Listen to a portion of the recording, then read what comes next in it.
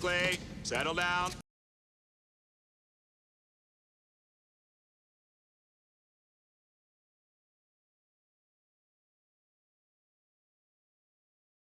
In the early years of the U.S. military's involvement in Vietnam, before American troops were fully committed to the fight against the falling dominoes of communism in Southeast Asia, the Army's top brass were haunted by what had happened to the last great colonial power there.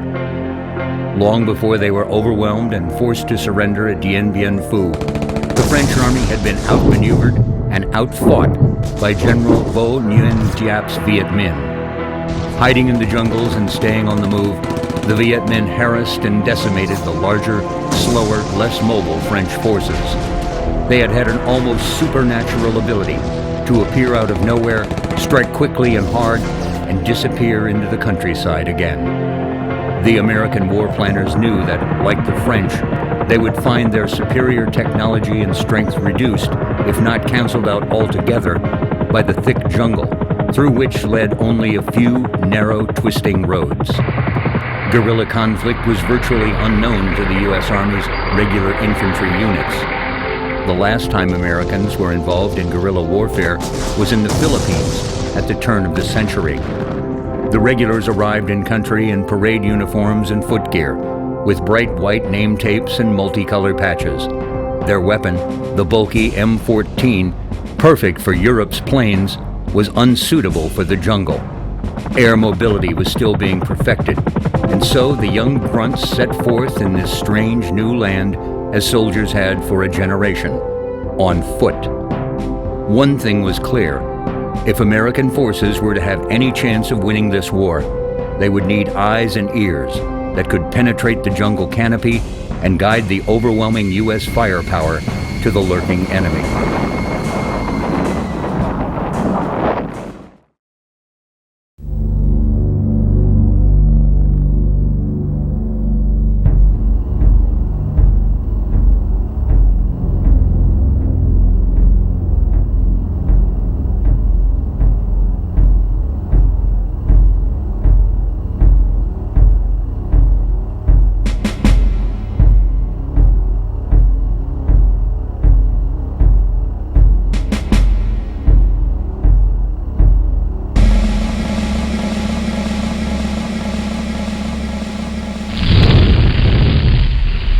In 1949, the United States and Soviet Union had begun their game of Cold War brinkmanship. With the threat of communist expansion in Europe, the United States and 11 other Western nations formed the North Atlantic Treaty Organization. The Soviet Union and its affiliated communist nations in Eastern Europe responded by forming the rival Warsaw Pact in 1955. The alignment of nearly every European nation into one of the two opposing camps formalized the political division of the European continent that had taken place since World War II. This alignment provided the framework for the military standoff that continued throughout the nearly 5 decades of the Cold War. In terms of sheer numbers of forces in Europe, the West was outgunned. The Soviet numerical superiority was roughly 4-to-1 in men and 2-to-1 in tanks. If war erupted, Germany would surely have been overrun, and no one wanted to resort to weapons of mass destruction to restore the balance of power on the battlefield. NATO commanders began to look at ways to buy time, to bring additional forces to bear, and halt the Russian steamroller. Unless they were slowed down, the Soviets would take all of Europe in an estimated 6 weeks. To buy this valuable time, NATO needed a force that could gather intelligence, organize resistance behind enemy lines, and harass advancing ground troops.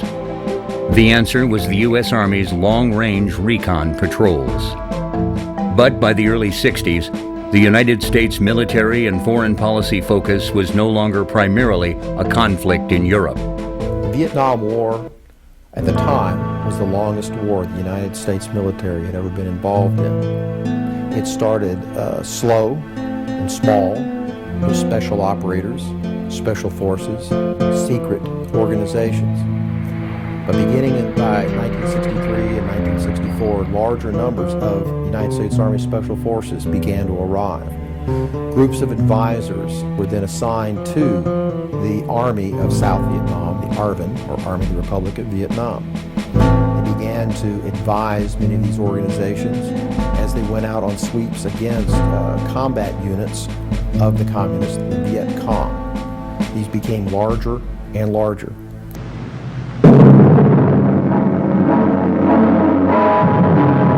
Swift and sure has been U.S. retaliation for communist PT boat attacks on the high seas. This is the Maddox, one of the two destroyers that were attacked while patrolling international waters in the Gulf of Tonkin near North Vietnam. Warplanes from two carriers, the Ticonderoga and the Constellation, avenged the unwarranted red assault with 64 sorties to North Vietnam PT bases. 25 boats, more than half the fleet, were destroyed.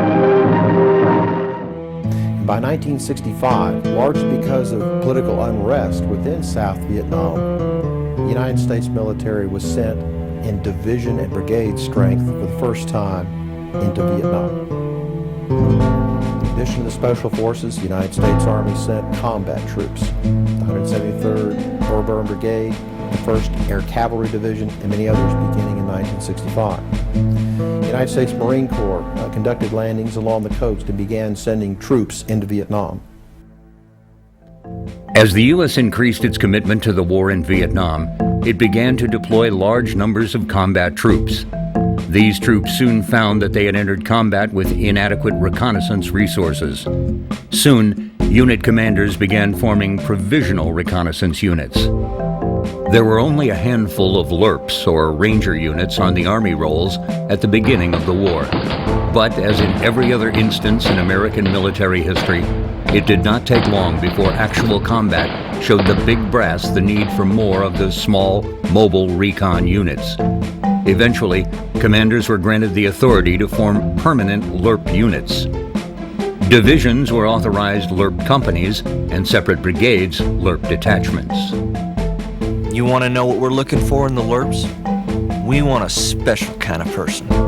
Someone with an average of 13 and a half years education, 20 to 21 years old, even-tempered, likes the outdoors, is willing to undergo selective, intensive training, and can work in small groups. And one last thing, preferably an orphan. Personnel were initially drawn from the divisional or brigade cavalry scout or anti-tank units. Many of the personnel selected were graduates of the Ranger School or the Jungle Warfare School in Panama, but most received their training on the job or from the MACV Recondo School. November 75th was, like I say, the long-range patrol unit for the 173rd Airborne Brigade. Initially, when the 173rd or all combat units got into Vietnam, this was 1965 when combat units began to arrive, it was found that there was, they needed a reconnaissance capability. There wasn't one organized into their tables of organization and equipment. Combat units weren't organized to conduct those types of missions outside of local squad patrolling. And because of the terrain, the jungle, the triple canopy forest, air reconnaissance wasn't that effective because they couldn't see through the trees. So units had to begin organizing a reconnaissance unit from out of hide. And in '65, what was called long-range reconnaissance patrol platoons were organized out of hide by division and brigade headquarters to operate, to provide intelligence for the commanders. These platoons initially, like I say, were organized out of hide from volunteers, and this was before my time, but these are the guys that blazed the way for us. They developed all the tactics, techniques, and procedures that I would be taught at that 1-week training course when I got into N75th. They devised all that stuff. Rapidly expanding operations caused some LURP units to field members who had not attended school, however, and in some cases, teams were sent to the field with 1 or 2 members who were cherries, fresh in country, and had never patrolled in the jungle before. originally it wasn't just Infantry 11 Bravos that were assigned to the units. They would take everybody they could get, truck drivers, clerks, whoever wanted to volunteer. But once volunteered, they attended the Reconnaissance Commando School run by 5th Special Forces Group right there in country. And at that school is where they learned how to conduct small unit patrols. The MAC-V Reconnaissance Commando School was formed at the request of General William Westmoreland, the commander of U.S. troops in Vietnam. The school was staffed by members of the 5th Special Forces Group, or 5th SFG. During the course of instruction at Nha Trang, students were taught various reconnaissance and patrolling techniques. Many of the instructors had also attended the British Jungle Warfare School in Malaysia. Students included troops from the United States Marine Corps, U.S. Army, Royal Thai Marine Corps, Royal Thai Army Special Forces, Republic of Korea Recon Marines, and Vietnamese Special Forces and Rangers. As a final graduation exercise, students were required to conduct an actual combat patrol under the supervision of instructors. LURPs usually operated in 4 to 8-man patrols. The LURP units provided ground force commanders with intelligence on the tactical situation in their areas of responsibility, AOR. LURPs units were also tasked with a number of direct action, DA missions. Units attacked Viet Cong, VC supply areas, tracked enemy units, directed airstrikes, and harassed the VC. LURP stands for Long Range Recon Patrol, or LRRP. And the Army lexicon, of course, having lots of initials and acronyms, we used to just call them LURPs. They had good field rations that you could just mix water with, and they were a favorite among the troops in Vietnam. Their mission was a very hazardous one. They would go out in small groups of 5 to 10, sometimes larger, but usually smaller, looking for concentrations of the enemy, whether it's headquarters or supply bases or enemy movements. And this includes going out and looking on the Ho Chi Minh Trail. They're very highly trained, very skilled. They're almost like special forces. In fact, many are special forces qualified.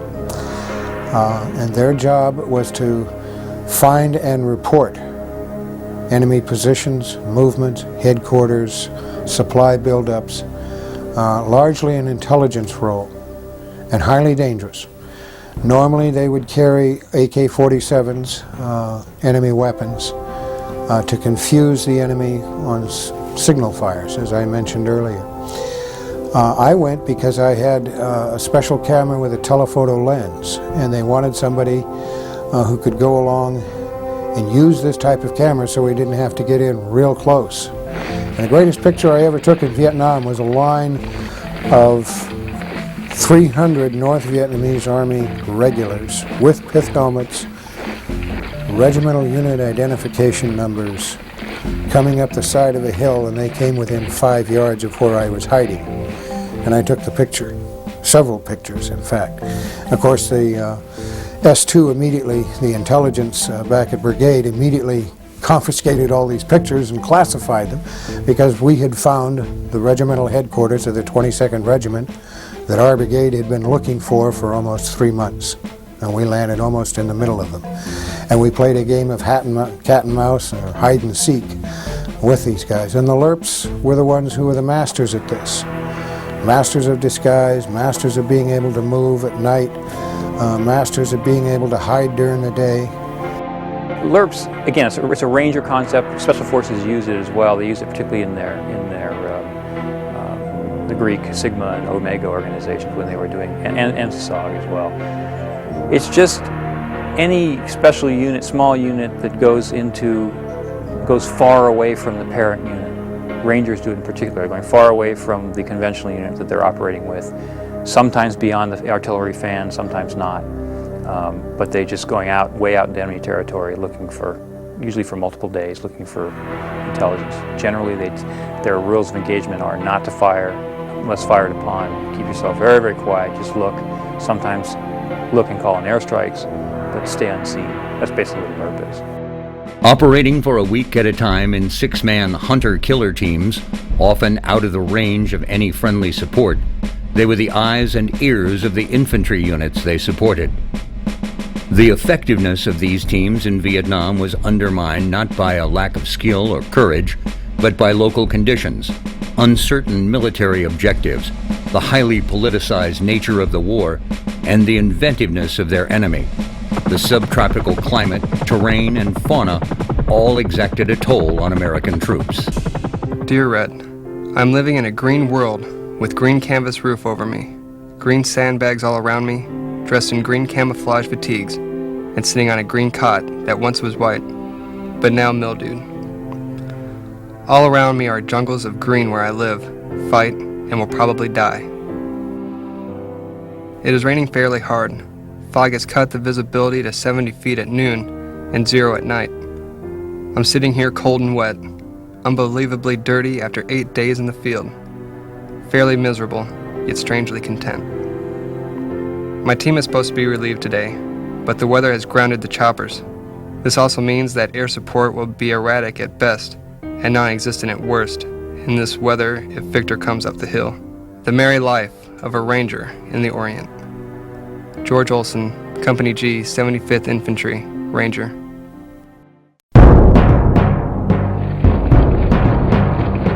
After weeks of stateside training, finally the day came. Orders to pack your gear and head to beautiful South Vietnam to join the merry life of a ranger in the Orient.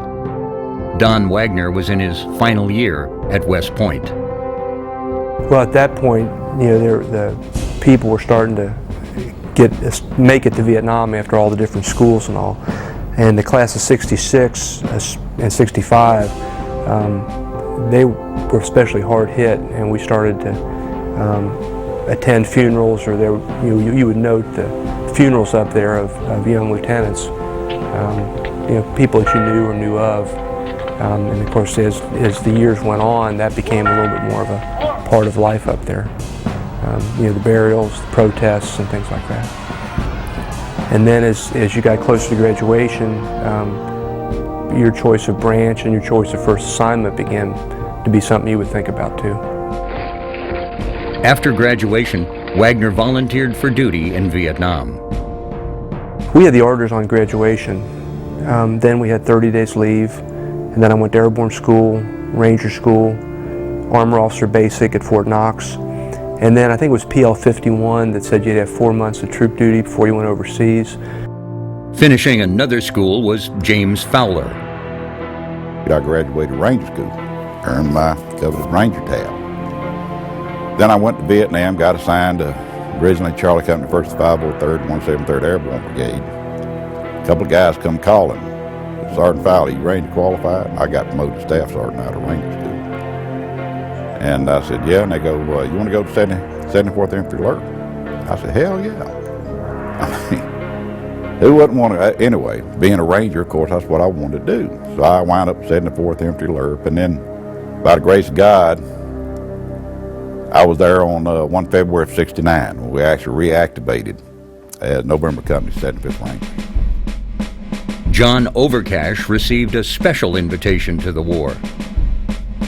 I went to the headquarters and they said, John, a fellow by the name of Brian Sutton has requested you by name to be his executive officer, and he's leaving next week with his team to go to Vietnam, a place called Buildup. Okay. The flight to Vietnam was a long one, 18 hours. 10,000 plus miles to talk, to sleep, to think about what might be waiting for you. At last, the captain was on the intercom, telling the young soldiers to fasten your seatbelts. A deadly silence fell over the passengers. I remember coming in on the plane, and it was, I guess, kind of exciting, a lot of adrenaline. I remember one guy, as we were coming in Benoit, I think the place, big airport outside of Saigon or something. One of the guys kind of lost it as we were landing. He got up and went around the aisle and said, I'm not going to make it back, whatever, kind of, but this guy's a clown, But I don't know whether they ever made it back or not. But it was kind of your expectations when you really don't know what to expect. I flew into Cameron Bay to the reception center there. And of course, every young paratrooper wanted to go to the 173rd Airborne Brigade. That's what we wanted to do, that's what we asked for, because at the time it was the only airborne unit on jump status in Vietnam. The 101st Airborne Division was over there, but they'd converted to the air mobile concept by then, so they weren't really airborne anymore. When the aircraft taxied to its final resting place, the door swung open, and the green soldiers got their first whiff of Nam. The repressive heat and the odor of aviation fuel and rot filled their lungs. As they moved across the tarmac to the reception center, clean and green, the replacements stood out like a sore thumb and were greeted by shouts of "Hey, Cherry," or "Fresh meat," from the soldiers who had completed their tour of duty and were waiting for the Freedom Bird back to the world. For Second Lieutenant Don Wagner, Vietnam was a West Point reunion. We ended up in Benoit or Long Binh. Went through the replacement center there, had some in-processing. I was with a lot of classmates of mine from West Point. Once processed, the young Rangers were sent to their assigned units. Sometimes even the Army gets it right when assigning the right man to the right job. I got assigned to the 173rd. From Cameron Bay, we boarded C-123s for the flight up to Two Corps, where the 173rd operated. And the old C-123s were twin engine prop jobs. There weren't any seats in them set on the cargo pallet. And once you got over to Phuket Air Force Base where we landed, it wasn't like a regular even glide slope back to land in an airport. They flew at altitude over the airfield to keep from getting shot at. And then once they're over the airfield, they go into a sharp spiral dive and then flare out just to land in time. And of course, once you land, everybody's hustling you off and unloading cargo because airplanes sitting on runways are mortar. Shrang Valley was the reception station and the personnel in processing, and it's the rear area for the 173rd Airborne Brigade headquarters.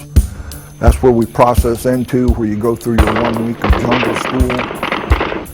Jungle school there was just an introduction into the tactics, techniques, and procedures that were being used at that time, so that once you left and got assigned to a rifle squad, you would understand your place and what they were doing and the tactics, and so you could go right into operations once you arrived. While waiting for orders, Cummings was offered an unexpected opportunity that would alter his military career and change his life. We'd finished our 1 week of jungle school and we're awaiting orders to a rifle company in the 173rd Airborne Brigade.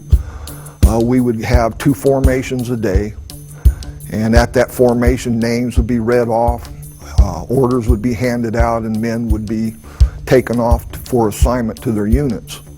So at a formation one morning, a staff sergeant approached the formation and it was turned over to him.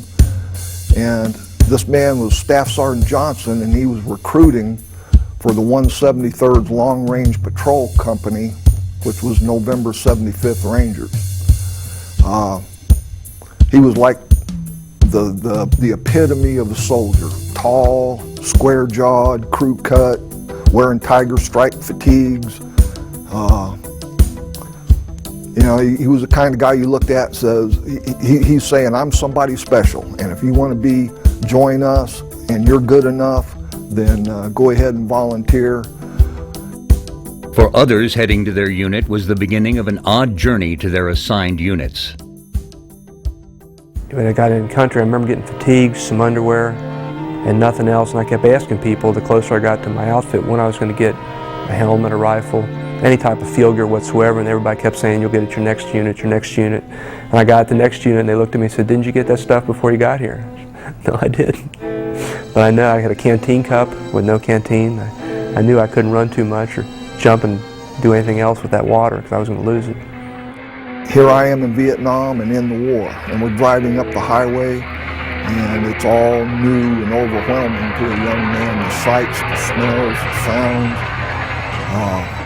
hints of danger. You know, he tells us to look at windows and watch for anything unusual.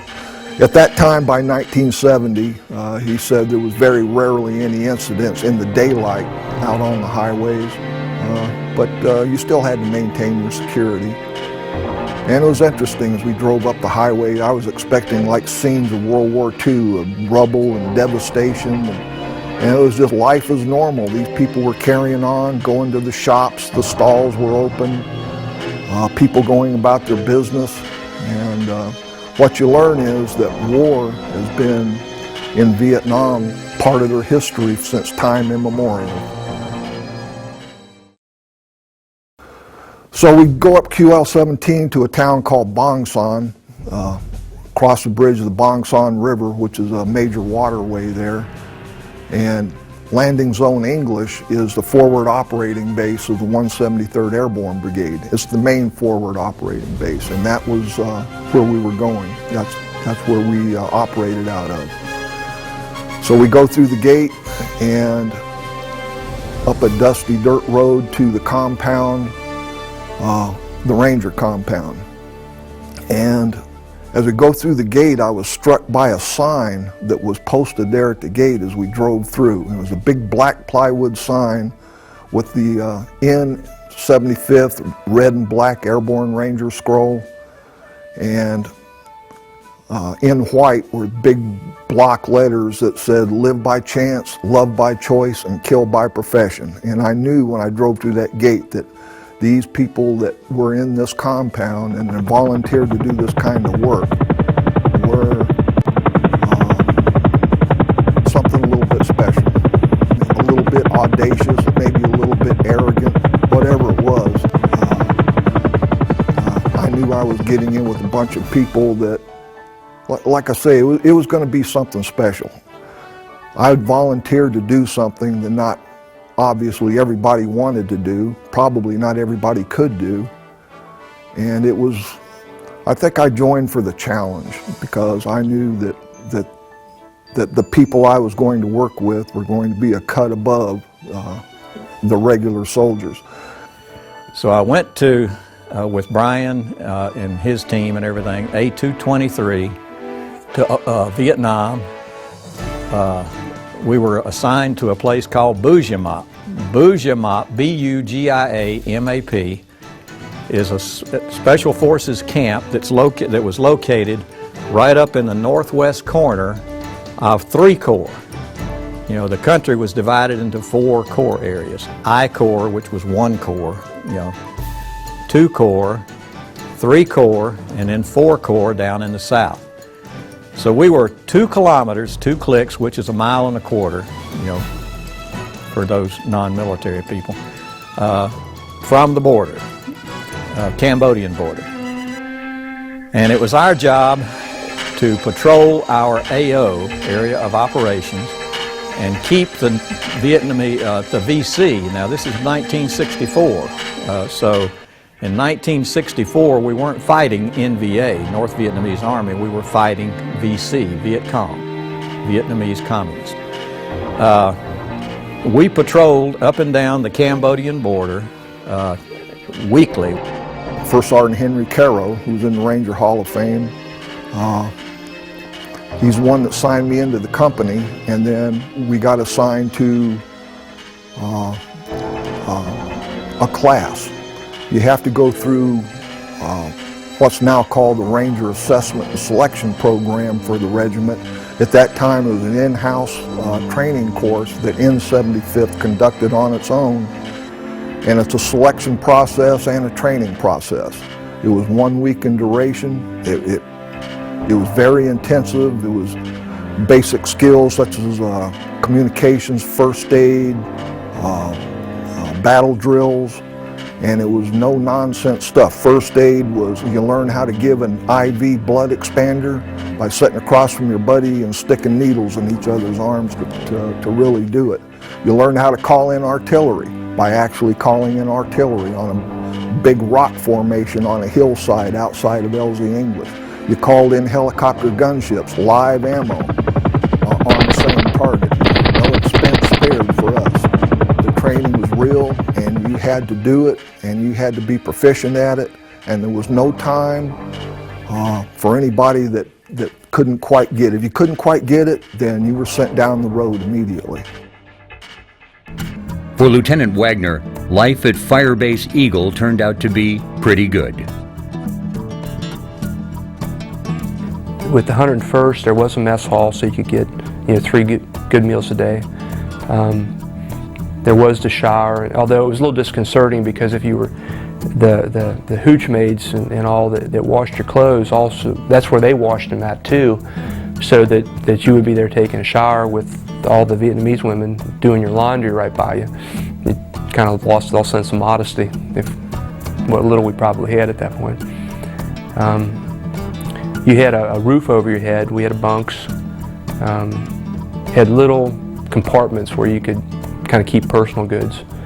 And the hooch we had a pretty talented warrant officer who had cobbled together kind of a little bar out of rocket boxes, and had actually done a little logo of 101st, but instead of the eagle had a Playboy bunny, and it was the logo he had on the bar.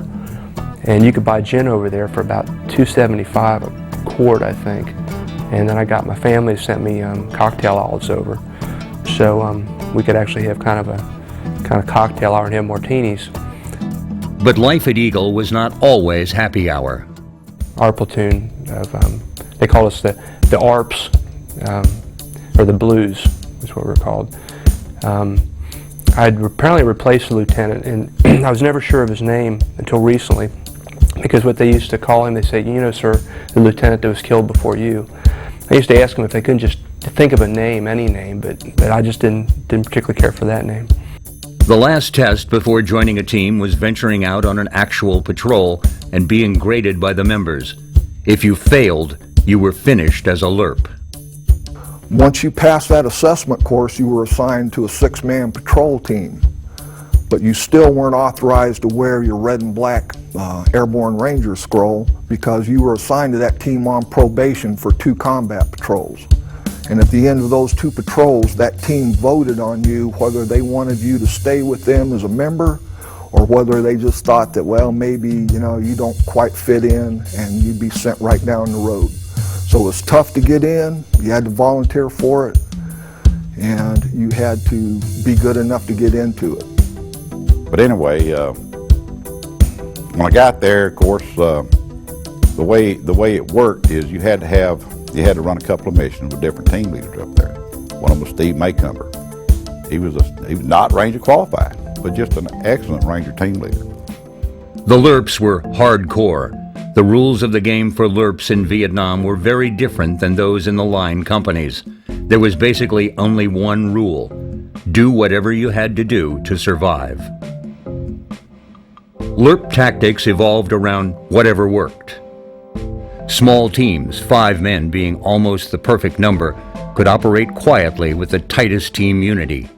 Most of the time, there was nobody looking over their shoulders, nobody telling them what to do or how to do it, no one giving them any bullshit about uniforms or military procedure. They lived for the mission, and when they lived through that one day of rest, they got ready for the next one. There were generally 6 people on a team, but at times they went out with as few as 3, and other times missions were heavy, meaning that more than one team was assigned to them. A recon team was made up of a team leader, the assistant team leader, an RTO, radio telephone operator, the assistant RTO, a scout, and SLAC, or rear security. Walking point and rear security were very much the same, but rear security burned up a lot more energy because he was walking backward, controlling the area behind the team, while also making sure the team left no evidence of its presence, no footprints, no tall grass pushed over, no litter on the ground.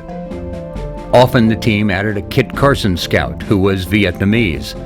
At times they were even Tru Hois, NBA soldiers who had defected or gotten captured and turned. They had to keep their identities completely secret because some of them had family up in the north who could have been punished for them working with the LURP teams. So I ran a couple of missions to his team, and of course I ran a couple of missions up with Stieghan, Patrick Stieghan, who's a legend. Ranger Hall of Fame. And they go to the company commander. At the time it was Captain Dick James. And then of course they recommend to the company commander whether or not I should be given a team. And by the grace of God I was. And I became the team leader of Killer Team Juliet. Silence was the LURP's greatest ally. They modified their weapons and equipment to eliminate potential noises, taping web gear suspender straps together, tying loose clothing down firmly to keep them from rustling. Even the metal spoons were padded by tape around the handles to prevent telltale clinking while stirring in the canteen cup. Weapon slings were removed and sling swivels taped down. We never talked out loud in Vietnam, ever. Rangers were always quiet, noise and light discipline, hand and arm signals, whisper, even whisper on the radio net. We would use things like our TOC would call us up and ask us something, if everything's okay or whatever it might be, and maybe they might respond with break squelch twice. And so we'd break squelch a couple of times. But the only time we would talk out loud was during contact. No matter how quiet you wanted to be, sometimes you had to report in. But what would happen would be periodically, sometimes our Tactical Operations Center, which is where our headquarters would be located at, they would contact us and ask us questions. And a lot of times we'd break squelch. It'd make the sound when you mash the handsets. Break squelch, so it would give the signal that everything's okay. Matter of fact, we had a requirement, November Company 75th, that you had to make contact with the TOC once every hour. Now, if you missed one of those calls, I'm talking about even at night, if you missed one of those contacts at night, you had to buy the TOC a case of beer. So back then we only drew like maybe $20 a month or whatever it might be. We wouldn't have a lot of money to buy anybody any beer. But then we would continue on the mission if no contacts were made. So I was assigned to hotel team. Staff Sergeant Thompson was my team leader. And days later we were headed out to the jungle on a UH-1H and headed out for our first combat patrol. Sometimes you failed the test for the craziest reasons. I came back in, my buddy George had been assigned to Kilo team, so I went to check on him after I got back. And he was packing his stuff and he was leaving. I said, well, what happened, man? He was a good soldier. He says, I snore. So I woke up one night and the team leader had a knife to my throat and said if I snored again, he was going to cut my throat. So I had to stay awake the whole 3-day patrol. And that was it. He was gone just because of that.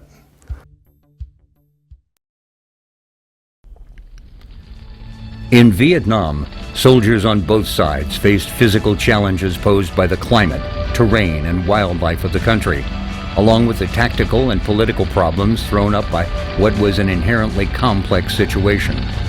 On top of that, Vietnam was a war with few conventional objectives, like territory held, no front line, not even a well-defined theater of war. The Vietnam conflict was a shiftless, dynamic, and fluid struggle, where people moved freely and their political loyalties could not easily be identified. It was also a 360-degree war. Attacks, ambushes, and booby traps might be encountered at any place, at any time, launched or set by an unseen enemy. The troops of North Vietnam and the Viet Cong were under-resourced and poorly equipped, at least in comparison to those of the U.S. They did have some considerable advantages, not the least of which was a close knowledge of the local people, language, and terrain. The NVA and Viet Cong also benefited from the 8-year-long war with France, which gave them valuable experience in fighting a major Western power. Their leadership adopted guerrilla methods to inflict maximum American casualties while avoiding major confrontations. Hanoi's goal was to prolong the war while inflicting casualties on U.S. personnel. It knew that America's involvement was costly, that its political and military leaders were impatient, and that the American public would soon withdraw their support if the war was going poorly. Viet Cong troops used whatever weapons were available. The most common was probably the Chinese-made AK-47 submachine gun. This is an AKMS, or a folding stock version of the AK-47. By pushing a button here in the rear, you could fold out the shoulder stock like this and fire it as a standard shoulder-fired rifle. It's made it very compact and easy to carry in the jungle, especially slung over the chest. They would fire an AK-47 from the point man's position or even from the patrol leader.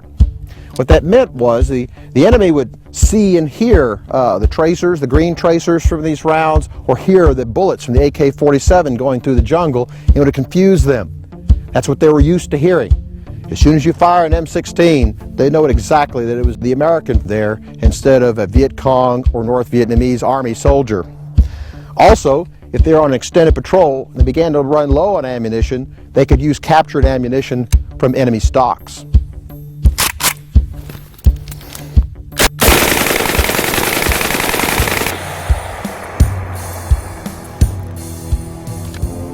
The AK was the weapon of choice, but many of the Viet Cong also used confiscated French or Japanese rifles. Many Viet Cong units also relied on primitive weapons and booby traps, such as punji stakes, sharpened spikes hidden in ditches or pits. For John Overcash, these stakes nearly put an end to his Army career.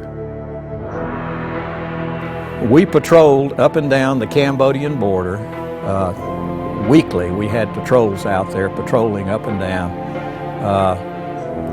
The third time I went out with a patrol, we went a little bit farther south on the trail and everything, on the border and everything than we'd been going, and we came to this a ridge that was totally covered with punji stakes, P-A-N-J-I stakes, and they were made out of bamboo, and they were heated over fire, and this bamboo would just literally go through your boot, or especially the Vietnamese, they wore something like a tennis shoe, and if they stepped on one of these, it would just go right through their foot. Well, anyway, this whole ridge line was covered with panji stakes, and while we were trying to figure out another route, to get around it and everything, I was standing beside a tree just to the left of me, and all of a sudden I heard a rifle fire coming from this direction, and it went right over my head, just kind of grazed the top of my head and hit that tree. I did like any infantry soldier would do. I got down on one knee and tried to figure out exactly where it came from, and I ran a panji stake right up under my kneecap. With the enemy having home field advantage in Vietnam, American commanders needed information to aid in operational planning. Boots in the jungle were a great asset, but a live enemy body was better. The LURPs were unsurpassed in their ability to provide timely intelligence, and their enemy body count often rivaled or exceeded ground units of far greater strength. But when a live prisoner was needed for interrogation, command turned to the LURPs for these most dangerous missions. Dear Red, last Monday I went on my first hunter-killer operation and saw Mars up close for the first time. We had 2 teams inserted at dawn, about 12 miles inland. We set up around a trail when a lone NVA officer walked into the middle of us. We tried to grab him, but he panicked and took off in a blizzard of shells. I had him in my sight. Threw 3 shells at him. He just disappeared. Hollywood theatrics. 1 minute he's a living, running human being. The next second he's down, just a red lump of clay. After that, everyone in hearing distance knew where we were in the area. On hunter-killer operations, we stay to fight rather than break contact. We moved out across some paddies when all hell broke loose. Our point man was less than 10 feet from the NVA when we were ambushed with grenades and automatic weapons. If they had a heavy MG or a mortar, we'd be dead. But as it was, we were lucky. Not a man was killed. Our NCO and point man assaulted the ambush force, and Victor broke contact and ran. It's hard to be a wolfhound in this country. George Olson, Company G, 75th Infantry, Ranger. By hook or crook, by trickery or stealth, technology or technique, the LURPs perfected the craft of the snatch and grab in Vietnam. And for good reason. No intelligence source was more prized than a live, freshly snatched body.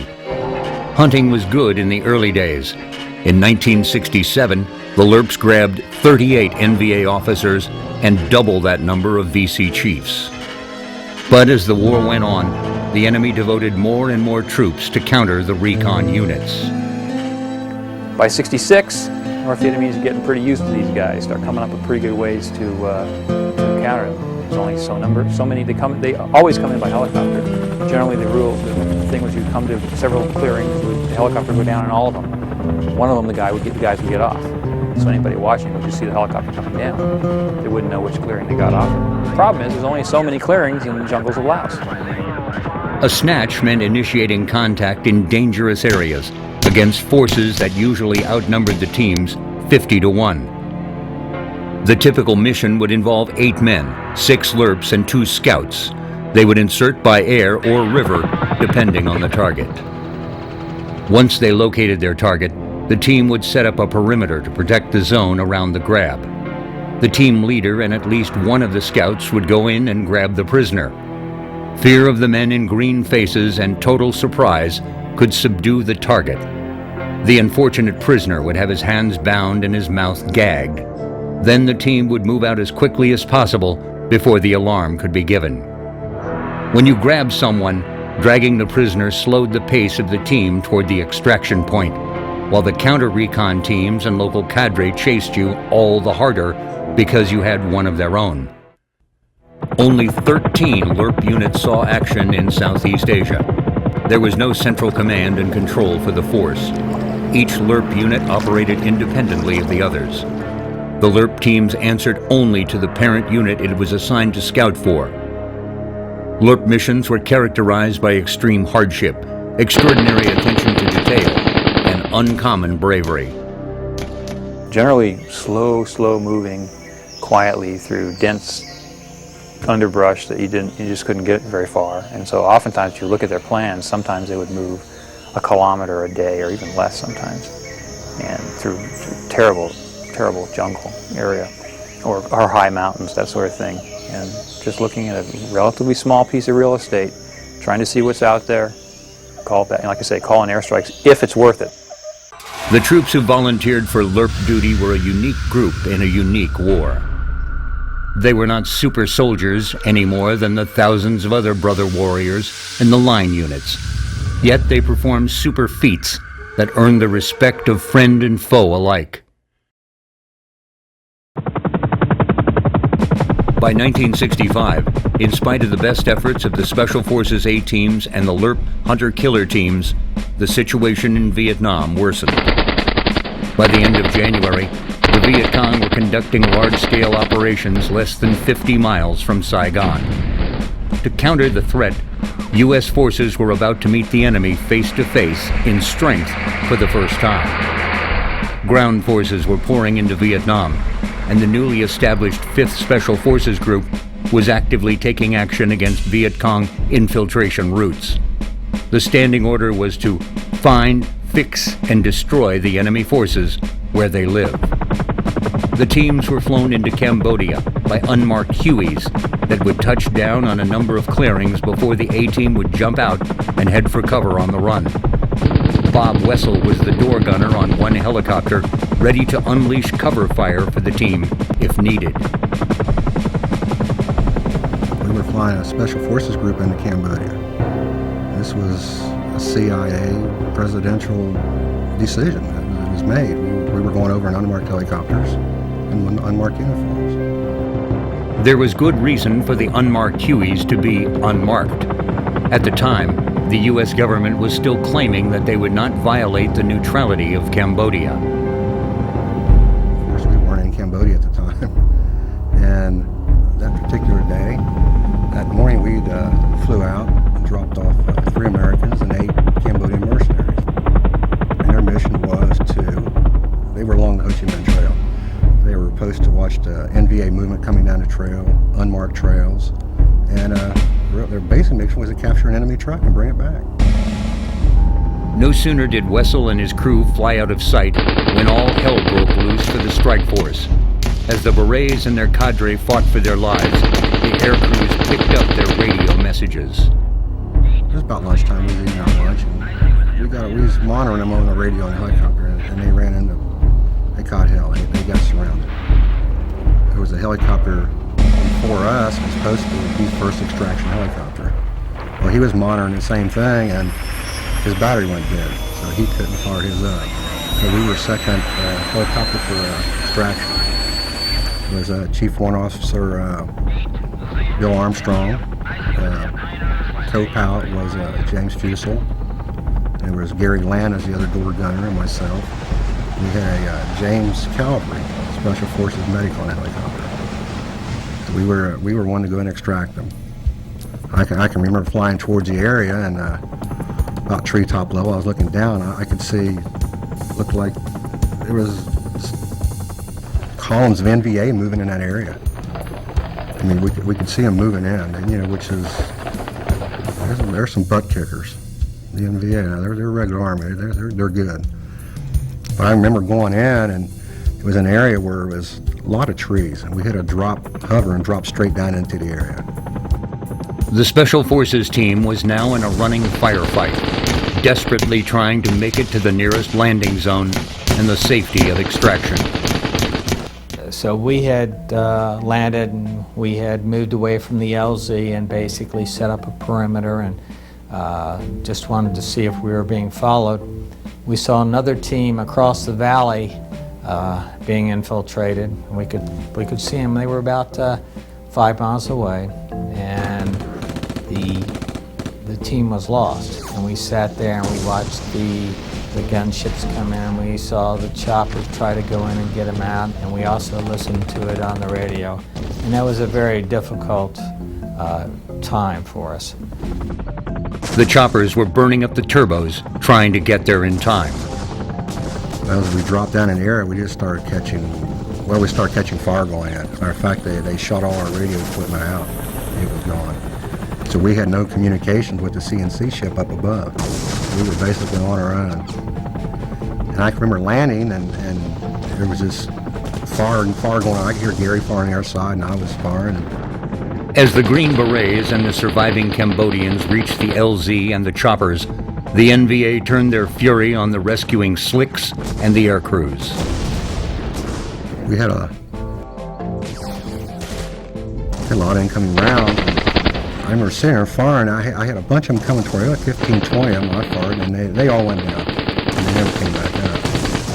About that time, I thought I heard Gary quit firing, or I heard him yell on the other side, and I turned my head to look, and when I turned my head, I got hit 3 times in the chest and once through the neck. And probably by him yelling or something on our side, probably saying he probably shot me right through the throat. But I didn't pass out, lucky enough, because what happened was I had so much blood on my glasses I couldn't see. So of course I had to take the time to clean my glasses and get my back together again. As Wessel cleaned his glasses, the battered team piled into the waiting choppers. The undamaged Hueys lifted off, and Wessel and his crew members were the only living Americans still on the ground. It was at that moment that something strange occurred. The fire on the left and right sides facing the deadly M60 machine guns of Wessel and Land slackened. About the time I got done cleaning them, they figured out, I guess, they couldn't come through the sides, so they started coming up behind the helicopter. Of course, the R60s were mounted, you couldn't turn them that far. So I grabbed the M16 and started to get out and spray the area. About that time, I could feel the helicopter starting to move. At the same time, I seen Mr. Armstrong's heads go down. And kind of scary, I didn't know what happened to him. As the Huey Slick tried to stay airborne, Wessel looked around at the interior of the damaged ship. And there he landed, I could see him laying on the floor, part of him laying on the floor. And the Special Forces guy in the helicopter, he had been shot. He'd got shot through the elbow and came out his shoulder. And I found out later on Gary Land had been shot through his leg, and some of his toes had been shot off. And the reason he quit firing was they'd shot his ammo off the 60. And I remember we were starting to fly out of there, and Mr. Calvary, the medic, asked if I wanted a shot of morphine, which I wasn't in no pain. Even though they were in the air, the danger was far from over for the aircrew and their special forces passengers. We were flying, I remember starting to fly out and still firing all the way out. And I remember we was cutting down, we probably went about 100 yards just cutting treetops out trying to get out of there. And I remember about halfway back, I seen Mr. Armstrong, he came back around and flew the helicopter back. Life had become more dangerous for the special operation units as they took on missions they knew they were not designed to handle. The A-teams, small in size and equipped for rapid movement, did not carry enough firepower to fight running battles with trained and heavily armed NVA and trail guard regiments. Enemy contact, even accidental, was a sign of failure on a pure recon mission. Recon teams do not get caught. If they do, they have screwed up, which usually meant dying for your sin. By the end of 1966, the American guerrillas were about to face their toughest challenge and their greatest change to date.